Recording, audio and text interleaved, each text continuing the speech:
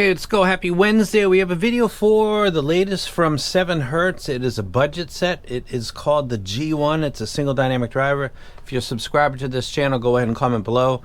Not just for that, but I'm going to send this because it's an affordable set with a cable that's much more expensive. And this is called the Cadmus 2 by Effect Audio. So you will get your G1 and be able to strap it on to a much more expensive cable. I'm pretty sure you'll probably move on from the earphones and keep the cable for a much longer period of time. Go ahead and comment below this video. Give it a thumbs up if you generally like it. Comment below. If you're a subscriber, you might get picked and I'll send it out to you. I got a big load of stuff from the previous 11/11 video that I'm going to start sending out probably from the end of this week. I'm still giving people chances to comment. This is a $35 set. Let's take a look at the frequency response graph real quick, and this is going to be compared with a recent set called the Kefine Clean that I'm a big fan of. They're not radically different. This is adjusted at 500 hertz. Remember, frequency graphs are essentially an indication of tonality. They don't give you anything more. They can give you hints, but be careful with extrapolating too much info. Looking at these two, and I've of course listened to both of them, the biggest difference is around 3.5K and then around 8K. And the 8K is partly related to the measuring device oftentimes. I don't really think that this has much more energy there than the Clean does. But it is a spicier set. It's a good set, but it's a tad bit spicier, but that's a good thing for some people. So let's go ahead and talk about music. This, in the low end, Big Boy Kill Jill, 808 Roland type drops, Tupac, Outkast, Wu-Tang Clan, Kendrick Lamar, artists like that, and in that genre of rap and hip-hop, the drops are represented well. They sound energetic and powerful as they're supposed to. There's not any issue there with that part of my library. As we get into 4 and 5 string bass guitars, the pulls, the plucks, the ringing of the strings, it sounds actually good and very lively. There's a lot of snap to it and the ringing, and this is probably related to later on in the overtones of the instrument we're talking about, which is the bass guitar. It actually does sound good. I like it. As we move into the kick drum by John Bonham, the kick drum, the bass drum from the 4th album, it's a track called When the Levee Breaks. It's very produced, so it's supposed to sound very potent, not just like a kick drum, but very potent, and that does come through. So in the low end, we're not having any problems here, or I'm not with my library. As we get into the mids, which is essentially vocals for me, Chris Cornell, Lane Staley, a girl named Nina doing a cover of Blondie called Heart of Glass. This is where the tuning starts to hint itself a little bit. There's some energy with vocals. You can hear a helicopter in the background. Also, this is binaural audio. I don't know if you guys knew that.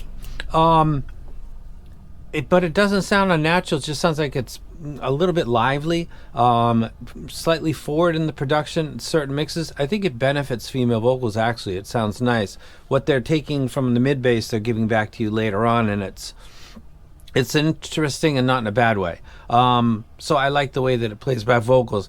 As we get into harmonics and overtones, which is really, if we start to get to 3 and 4, really everything after that is the sound that comes from the initial fundamental moment of the stick striking the cymbal, the ride, or the crash, or the finger pulling on the bass string, or the pick hitting the electric guitar chord or string. Those moments and actions create sound, and 80 to 90% of them are like when I knock on my table.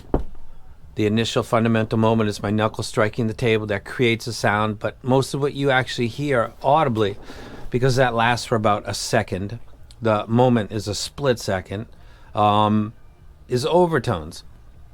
And these scales are very compressed.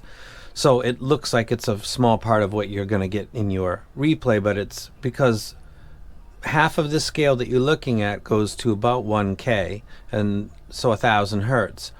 And then on the other side is a compressed 19,000 hertz. A lot of people can't even hear up there. A lot of production doesn't do anything up to there, but there's a ton of info there, and where and why you get stimulated in a bad way is sometimes hard to extrapolate, or it seems like it moves. Sometimes it's 6K, sometimes it's 4.5. I think it's more dependent on fit and maybe the driver types that are being used.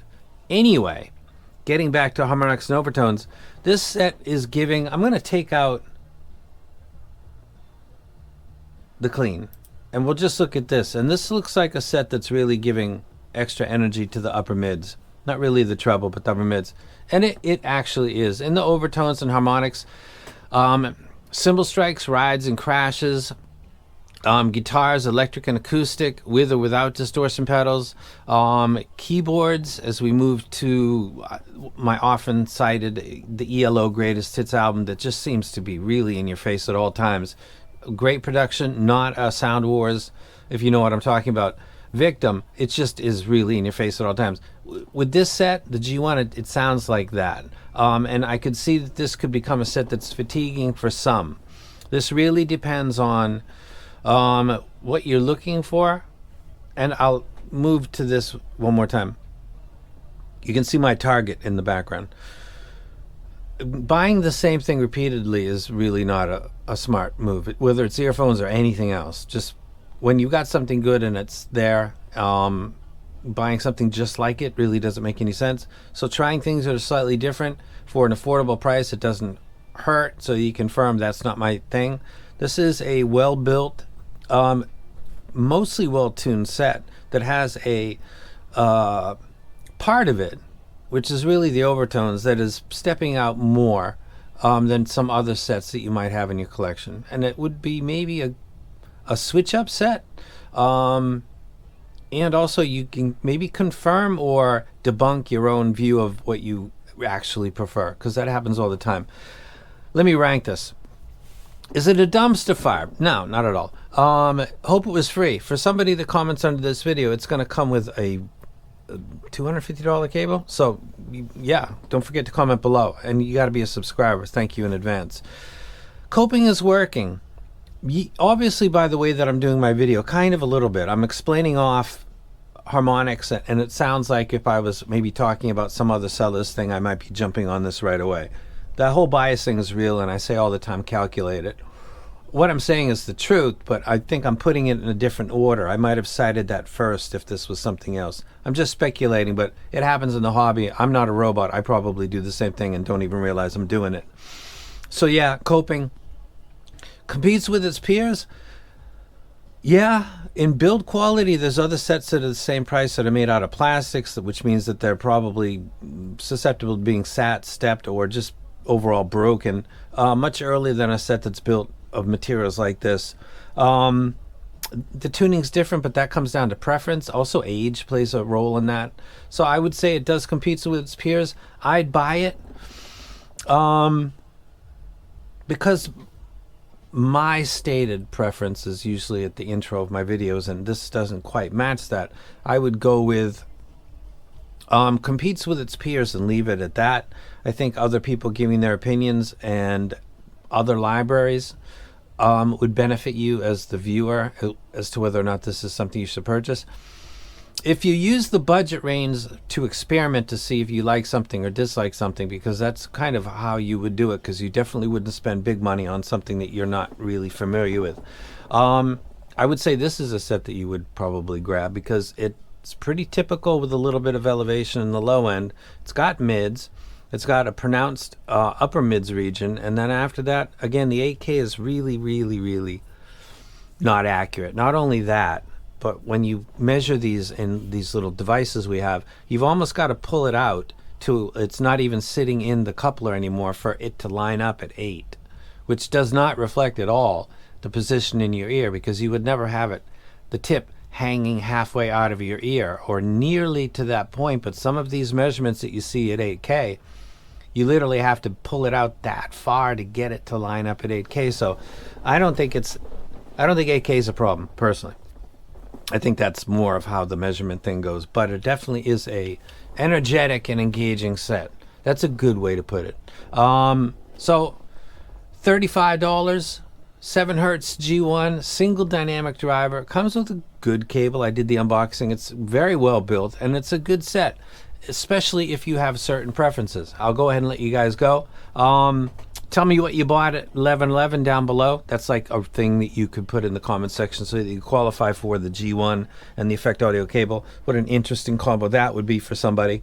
I can predict how that would go when the box is open and which one of them gets grabbed and the other one gets put to the side.